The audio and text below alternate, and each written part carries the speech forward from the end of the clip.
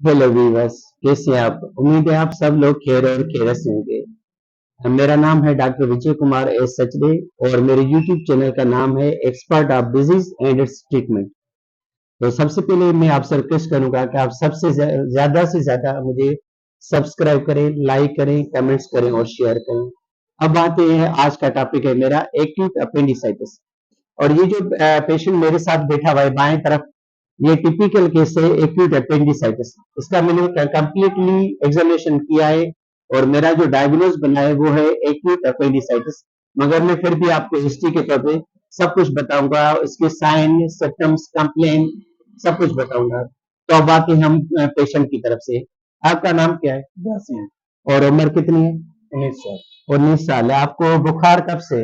एक दिन से। एक दिन से बुखार है। अच्छा नाजरीन, इसको जो है बुखार एक दिन से, और हमने इसको थर्मामीटर में जो बुखार चेक किया है वो 102 के करीब है।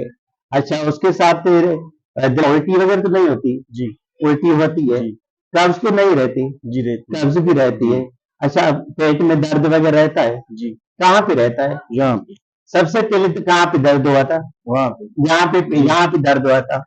अच्छा, उसके बाद? यहाँ पे। उसके बाद यानी कि नाक के लिए गिर्द हुआ था। उसके बाद यहाँ से यहाँ पे होता है। अब अजाए सो जाए। अब हम आते हैं एग्जामिनेशन की तरफ के। एक्यूट अपेंडिसाइटिस के केसेस को कैसे एग्जामिनेशन किया जाता है, तो थोड़ा ऊपर करें आप। तो नाजरीन, आपने ये तो देखा कि इसको जो है एक दिन से फीवर है और फीवर की इंटेंसिटी है वो 100-102 है। और उसके साथ इस पेशेंट को जो है नाजिया भी है, वोमिटिंग भी है, कॉन्स्टिपेशन भी है और एब्डोमिनल पेन भी है। एब्डोमिनल पेन जो है पहले शुरुआत हुई थी इसकी एपिगेस्ट्रिक पेन को। उसके बाद जिसका जो है पेन जो है वो मूव हो गया अराउंड दी अम्बिलिकल एरिया में, यानी कि नाव के गिर्द हो गया। अब जो इन पेन जो है रेडिट हो गए यहाँ पे राइट लेफ्ट फोसा की तरफ आ गया है यहाँ पे। इसको हम कहते हैं McBurney's point. Right left fossa, McBurney's point. अच्छा, इसमें अब पहले पहले देखेंगे रिबाउंड टेंडरनेस। जैसे मैं इसके पेट को दबाऊंगा और तेजी से छोड़ दूंगा तो पेशेंट जो है दर्द की कंप्लेन करेगा और वो मैं आपको दिखाऊंगा।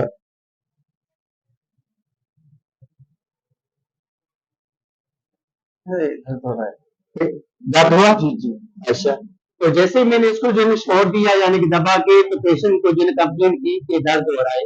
अब हम आते हैं आखिरी जो साइन है वो है एक्यूट अपेंडिसाइटिस का, जिसको हम सात साइन कहते हैं। उसमें ये होता है कि हम पेशेंट की जो है राइट साइड ऑफ जो लेग है वो ऊपर करेंगे तो पेशेंट को जो है राइट लेफ्ट एरिया पे यहाँ पे दर्द महसूस होगा।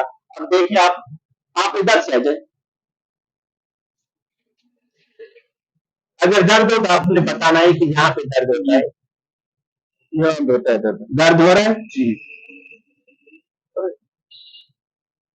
तो जैसे मैंने इसकी जो है राइट लेग और राइट थाई को जो है ऊपर किया तो पेशेंट को जो यहाँ पे जो है एक बर्निश पॉइंट जिसको कहते हैं और राइट लेफ्ट फोसाइड जिसे कहते हैं, यहाँ पे पेशेंट को दर्द होता है। तो ये हुआ एग्जामिनेशन। ठीक है,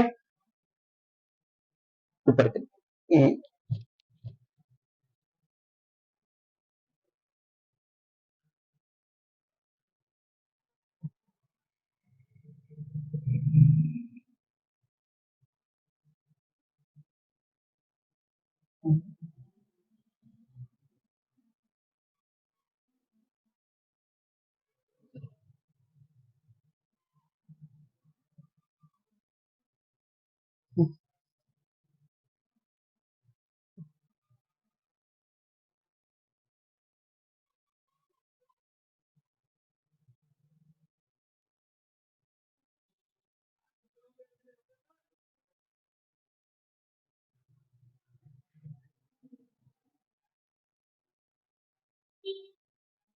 ये दोनों टांगे ऊपर करें आप, ऐसे में, ऐसे।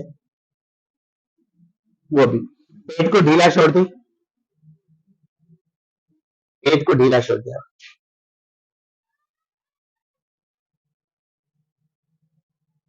अच्छा नाज़रीन, इसका पेट जो पेट है वो बिल्कुल सॉफ्ट है, कोई भी टेंडरनेस वगैरह नहीं है और कोई भी स्किन वगैरह पल्पेबल नहीं हो रही।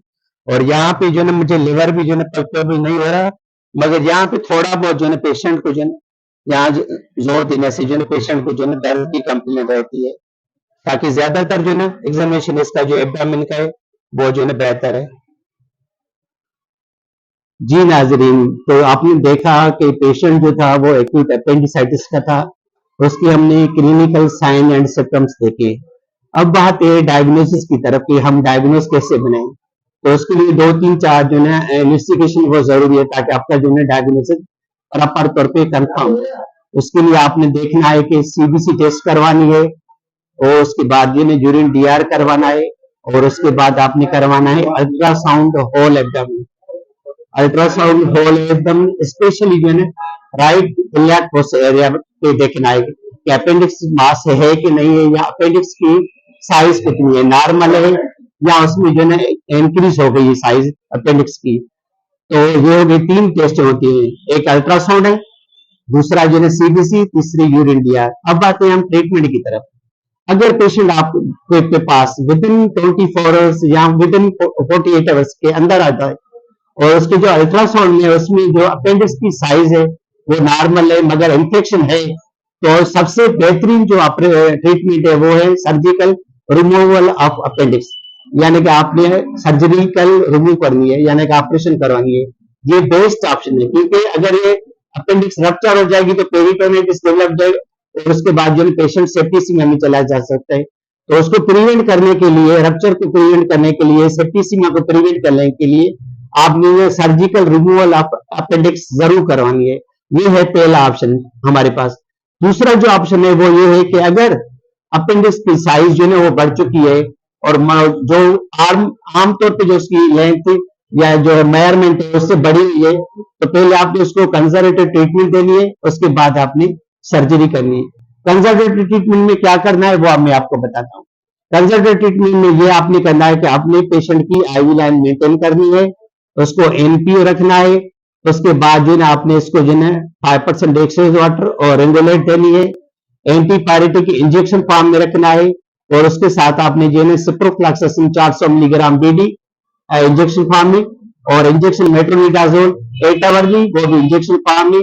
और अगर पेशेंट को दर्द हो जाए तो आप कोई भी डायक्लोफिनिक सोडियम इंजेक्शन इंट्रामस्कुलर लगा सकते हैं।